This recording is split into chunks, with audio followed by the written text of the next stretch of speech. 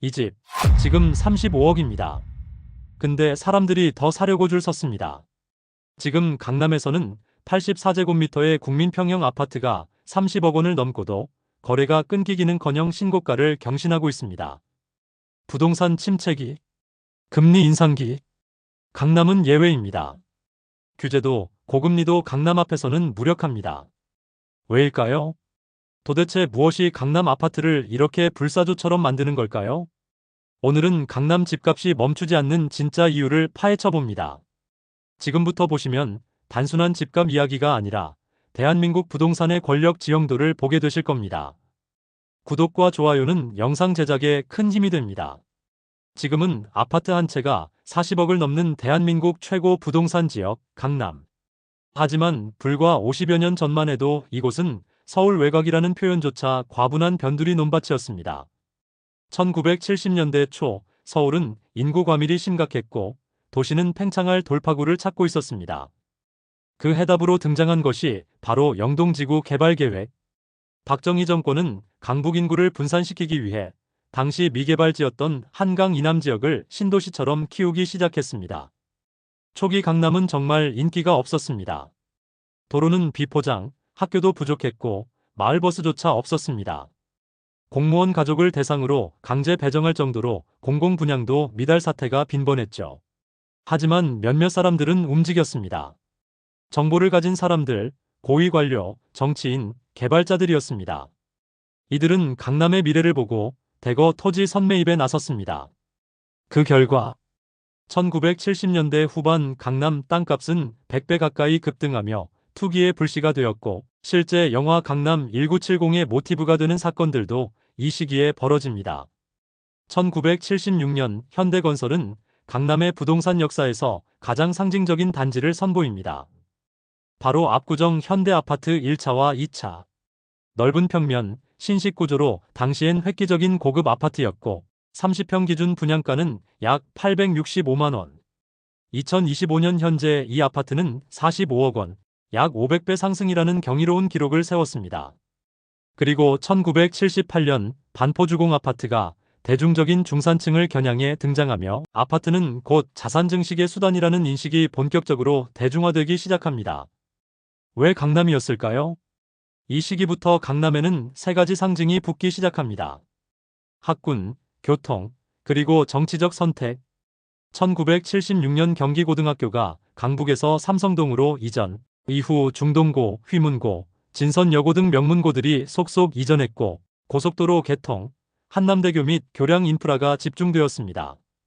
이제 사람들은 말하기 시작했습니다. 내 자식 좋은 학교 보내려면 강남으로 가야 한다. 강남은 더 이상 논밭이 아니라 자녀 교육, 인프라, 정책 수혜가 집중된 프리미엄 거주지가 된 것이죠.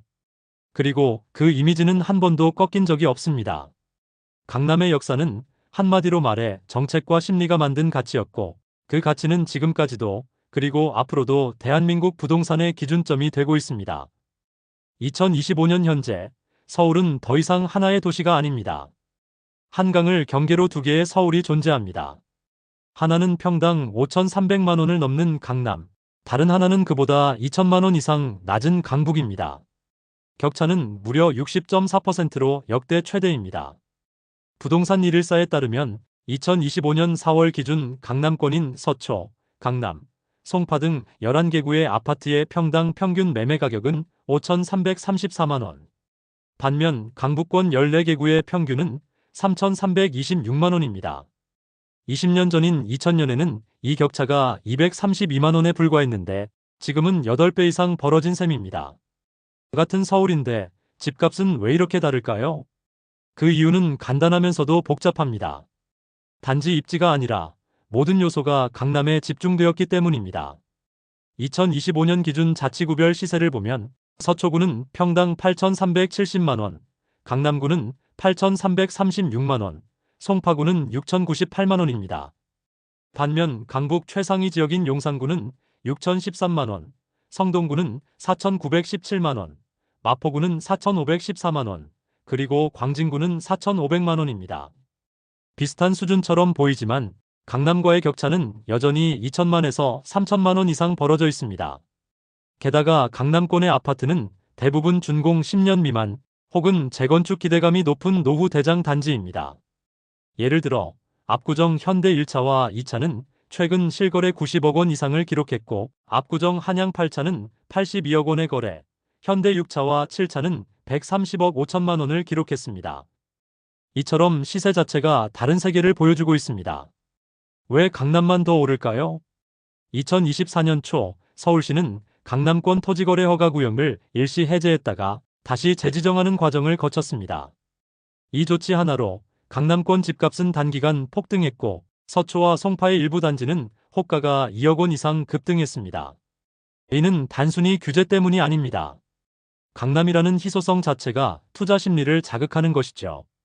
거래량은 줄어도 신고가 거래는 계속 발생하며 공급은 부족한데 수요자는 몰려 있습니다. 특히 자금 여력이 있는 실수요자, 고소득층은 대출 규제를 피해 똘똘한 한 채로 강남을 선택하고 있습니다. KB부동산에 따르면 2025년 현재 서울 전체 주택 평균 매매 가격은 10억 398만 원입니다. 또한 상위 20% 아파트 평균 매매 가격은 30억 942만 원이죠. 반면 하위 20% 평균 가격은 4억 9,044만 원입니다. 5분위 배율은 11.6배. 역대 최대 수치입니다. 이렇게 강남은 단순히 비싼 동네가 아니라 대한민국 전체 부동산 시장의 양극화 상징이자 계급적 위치를 부여하는 자산 보관소로 기능하고 있습니다. 같은 서울인데 왜 이렇게 달라졌을까요? 강남과 강북의 격차는 단순히 시세의 문제가 아닙니다. 정책, 개발, 심리, 투자, 브랜드가 하나로 응축된 상징적 공간. 그게 바로 강남입니다. 2020년대 들어 강남의 집값이 다시 한번 날개를 달았습니다. 그 배경에는 단순한 시세 흐름이 아니라 자본력과 심리의 결합, 그리고 규제 효과를 무력화시킨 특정 수요층의 등장이 있습니다. 정부는 수년간 강남 집값을 잡기 위해 수십 차례의 대책을 쏟아냈습니다.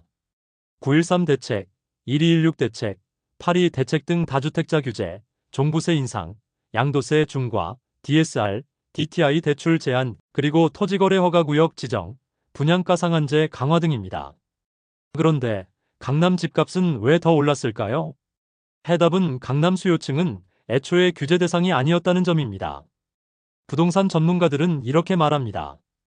강남 실수요자들은 대출 규제 영향을 받지 않습니다. 대부분 현금 자산을 보유한 고자산가들이기 때문이죠. 즉, 정부가 대출을 죄면 죄일수록 대출이 필요 없는 사람들만 남게 되었고 결국 강남은 더욱 희소한 현금 부자들만의 시장이 되어버렸습니다.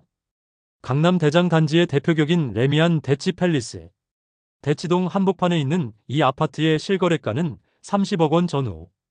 2021년 말 34평형 기준 28에서 30억 실거래가를 기록했지만 2025년 현재는 32에서 35억 이상의 호가가 형성되고 있습니다. 그런데도 중개업소에는 매물이 없습니다는 말만 반복합니다. 부동산 현장 중개업소 대표는 이렇게 말합니다. 실거주 가능한 매수 대기자는 넘치는데 나오는 물건이 없어요. 실거래가 뜨자마자 호가가 1억에서 2억씩 뛰는 상황입니다. 강남 집값에는 일종의 심리적 자기 강화 효과가 작용합니다. 거래가 줄면 신고가 거래 한 건이 뉴스를 장식하고 그로 인하여 사람들이 다시 주목하면서 수요 몰림 현상이 발생합니다. 공급은 제한적인데 희소성이 극대화되는 것이죠. 결국 호가는 올라가고 기존 매도자들은 충분히 버틸 여력이 있습니다. 이러한 심리 구조 속에서 강남은 늘 시장의 중심이 됩니다. 게다가 무너지면 강남부터 반등한다는 과거 경험이 축적되면서 강남은 단순한 주거지가 아닌 심리적 안전자산이 되었습니다. 2025년 현재 강남은 단순한 주거지가 아닙니다. 자산 보관소, 계급 보존도구, 신분 상징의 역할까지 하고 있죠. 자녀 교육과 입시 경쟁의 핵심 지역이며 명문대학 진학률과 밀접한 학군이 위치해 있고 고급 소비 인프라와 브랜드 가치 집결해 있습니다. 이 모든 요소가 강남에만 있습니다. 따라서 강남에 진입하지 못한 사람들에게는 이 지역 자체가 기회의 벽처럼 느껴질 수밖에 없습니다. 그리고 이 구조는 더 강화되고 있습니다. 왜냐하면 정부의 규제는 강남의 가격을 낮추는 게 아니라 그 문을 닫아버리는 역할만 했기 때문입니다. 강남의 집값이 멈추지 않는 진짜 이유 중 하나는 바로 공급 부족, 그리고 이 공급 부족이 만들어낸 희소성 프리미엄입니다. 2025년 현재 강남구와 서초구, 송파구는 사실상 신규 공급이 거의 불가능한 지역입니다. 이미 대부분의 지역이 개발이 완료된 상태고 남은 땅은 규제로 묶여 있거나 재건축과 재개발 예정지입니다. 그나마 공급 가능한 물량은 재건축 대상 아파트. 하지만 안전진단, 조합 구성, 인허가, 분양 규제 등 각종 절차는 10년 가까이 소요됩니다. 즉, 신규 입주 물량이 당장 쏟아질 가능성은 제로에 가깝습니다. 예를 들면 반포주공 1단지는 2017년부터 재건축 추진 중에 있지만 아직도 완공을 하지 못했습니다. 개포주공 단지들은 1에서 8단지는 순차 개발의 목표가 있었지만 일부는 입주, 일부는 지연 중인 상태입니다. 압구정 현대아파트는 조합 설립 후 각 차수별로 단계별 진행 중인데 일부는 아직 조합 자체가 미승인 상태입니다. 이처럼 강남은 공급 자체가 원천적으로 부족한 구조이고 이것이 곧 가격 방어의 최대 무기가 됩니다. 문재인 정부 시절 부동산 대책은 25번 이상 쏟아졌습니다. 윤석열 정부 역시 금리 인상기와 맞물려 규제 완화를 시도했지만 공급 확대는 제대로 이루어지지 않았습니다. 그 결과 강남 3구, 서초, 강남, 송파구의 입주 물량은 2023년 기준 6,000세대 수준, 이는 전체 서울 공급의 10%도 안 되는 수준입니다.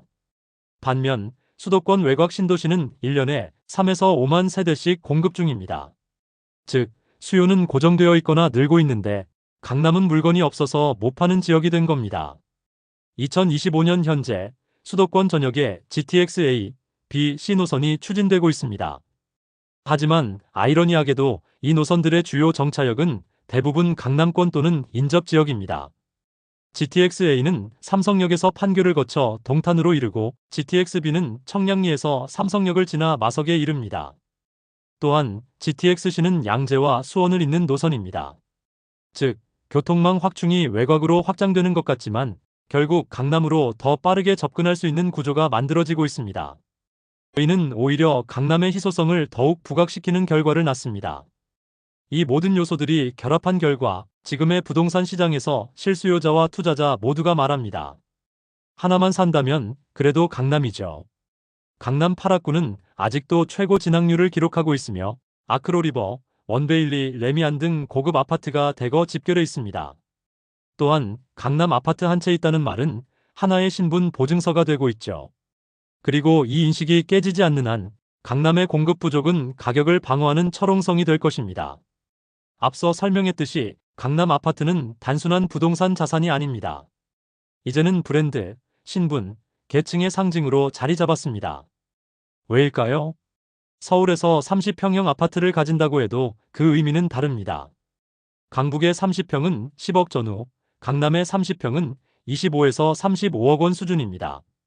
인기 아파트로 살펴보면 압구정 현대 1차와 2차의 30평은 2025년 기준 시세 약 45억이며 한양 8차 59평형은 최근 실거래 가격이 82억 원에 달합니다. 현대 6차와 7차의 대형 평수도 130억 5천만 원에 거래된 사례도 있듯이 아무나 들어갈 수 없는 곳이 강남입니다. 이처럼 아파트 한 채로 사회적 위치가 결정되는 기이한 구조가 강남에서는 실제로 작동 중입니다. 그래서 강남은 사야 하는 집이 아니라 가져야 할 명함이 되어버린 것이죠. 이제 사람들은 강남 아파트를 자산이 아니라 사회적 자본으로 인식합니다. 취업이나 비즈니스 미팅에서 강남에 산다는 말 한마디가 주는 신뢰가 있고 자녀 교육을 위한 학군 프리미엄과 강남 지역에서 형성되는 사회 네트워크와 커뮤니티의 힘이 있습니다. 예를 들어 대치동 학원가는 단순한 입시 중심지가 아니라 부모 커뮤니티라는 또 다른 입시 무기가 되는 경우도 있습니다. 서울 집값 상위 20% 아파트 평균 매매 가격은 30억 942만 원, 반면 하위 20%는 4억 9,044만 원. 무려 11.6배의 격차로 이는 KB부동산 통계 집계 이래 역대 최고치입니다. 앞서 살펴보았듯이 강남 3구의 상승률은 2025년 들어서도 매우 가파릅니다. 결국 강남은 오르는 지역이 아니라 안정적 수익 자산으로 평가받고 있으며 실제로도 소득 상위 1%의 거주 집중도가 가장 높은 곳이 강남 3구입니다. 미국 LA의 베벌리 힐즈, 뉴욕의 어퍼이스트 사이드처럼 한국에서 부자들의 주소가 곧 강남이 되었습니다. 도산대로, 청담동 명품거리, 압구정 로데오, 한강 조망이 가능한 고급 아파트, 자녀교육 인프라와 사교육 시장의 절대 중심. 이 모든 요소는 곧 강남의 브랜드 자산이 되고, 강남은 더 이상 단순한 주거지가 아니라 사회적 지위의 상징으로 제정이 되었습니다. 결국 강남 집값은 돈 많은 사람들이 몰려서 오른다가 아니라 돈 많은 사람들이 선택하는 곳이기 때문에 오른다는 것이 더 정확한 설명입니다. 즉, 강남은 한국 사회에서 부와 신분, 교육, 미래 가능성이 모두 집중되는 유일한 좌표이며 이 상징성은 앞으로도 쉽게 사라지지 않을 것입니다. 반세기 동안 수많은 사이클과 위기를 거쳤지만 강남은 단 한 번도 시장의 중심을 내어준 적이 없습니다. 교육, 교통, 정책, 브랜드, 자산가들의 선택, 모든 것이 강남이라는 이름 아래 하나의 공식처럼 작동해왔죠. 이제 우리는 물어야 합니다. 그 다음은 어디인가? 강남의 성공은 단지 땅의 문제가 아니라 기회를 읽은 선택과 준비의 결과였습니다. 2025년 오늘 또 다른 강남이 싹트고 있다면 가장 먼저 움직이는 사람이 결국 내일을 갖게 될지도 모릅니다. 여러분은 어떻게 생각하시나요? 댓글 많이 남겨주세요. 구독과 좋아요는 영상 제작에 큰 힘이 됩니다. 시청해주셔서 감사합니다.